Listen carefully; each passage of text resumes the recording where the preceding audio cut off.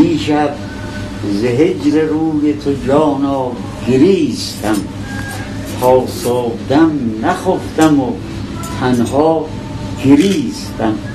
اونجا که بود جای تو وعدگاه عشق، بوسیدم آن مقام و در آنجا گریستم.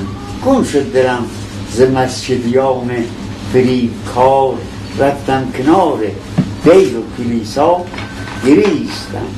ای بی خبر ز حال جلیلی عجب مدار، گر خون ز هجر روی تو زیبا گریستم. بنده عبدالجلیل جلیلی کرمانشاهی، فرزند مرحوم آیت الله شیخ محمد هادی جلیلی هستم. پدرم از روحانیون با سابقه و معروف کرمانشاه بودند و مادرم هم از سلسله قاجار مشهد، نواده های پرتویش‌های قاجار بودند، از نواده های دولتشاه بودند. بنده در سال 1302 شمسی خورشیدی در کرمانشاه متولد شدم. از دوران تحصیلی ابتدایی و متوسطه به دانشکده حقوق رفتیم. در با آقا موسی سعد شما رفاقتتون چجوری شروع شد؟ آقا موسی سعد رفاقت ما در مدرسه فیضیه بود. ما که در درس میرفتیم خب ایشان هم میامدن و اینها کم کم کم کم با ما خیلی نزدیک شد و با ما دوست شدن.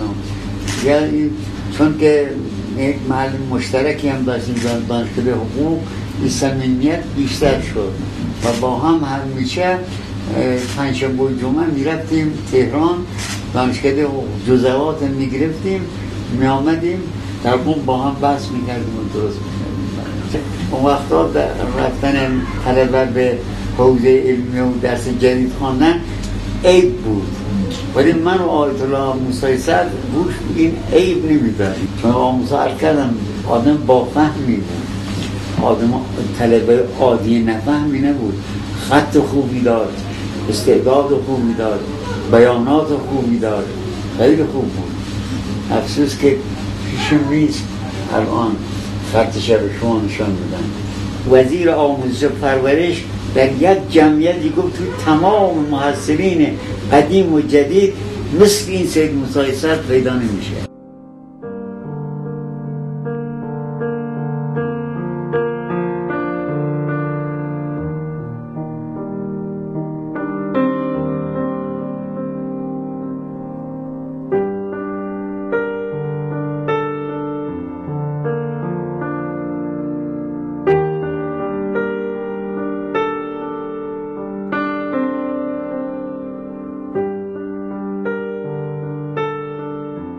از فوت مرحوم آقای صدر چیزی یادتون میاد؟ بله، من در فوت آقای صدر در قم بودم که فوت کرد ایشان. اتفاقا آقا موسی تهران بود درسته وقت فوت کرد. حتی وقت آمد که تشییع جنازه پدرش اجازه گرفت من میخوام پای پدرم ببوسم، بر جنازه پدر، پای جنازه پدرش من گرد مبوسی. آسمان را حق بود در خون ببارد بر زمین، در عزای آیت الله حال سید صدرالدین. حجت الاسلام اعظم آیت کبرای حق، شد روان از دار دنیا سوی فردوس برین. آسمان با مرگ او تیمار دانش در نوشت، ای دریغا زین جفا فریاد از این خشم و کین.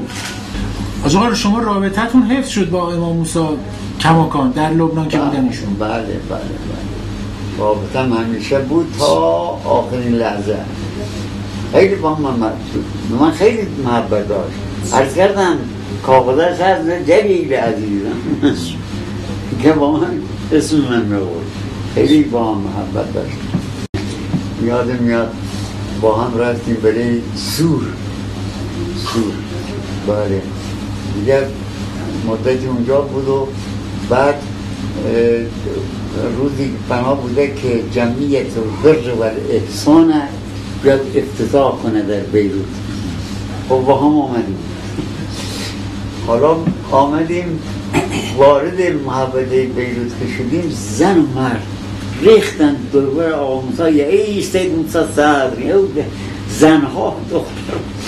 حالا من خیلی خجلت میکشیدم، هی میخواستم عقب بکشم، میگرفت نمیذاشت عقب بکشم، هرچی مونم میکشیدم.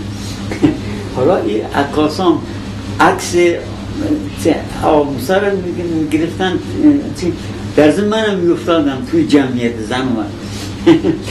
بعدش رفت سخنرانی کرد و ایها البیروتیون فدان شما چرا به فکر فقرا نیستید، خیلی مفصل سخنرانی کرد. بعدش که من نیستش من گفتم آقا موسی این عکس‌ها آقا بریم من بده توی زن ها کوی عکس‌ها رو جمع میکنم میفرستم برای کرمانشاه که آبرود بره.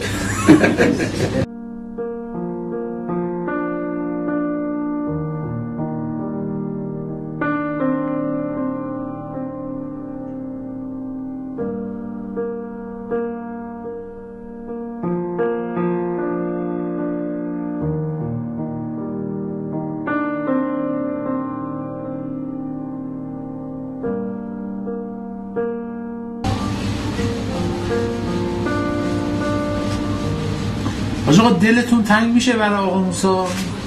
والا بله، چال دست میدم خیلی. آقا موسی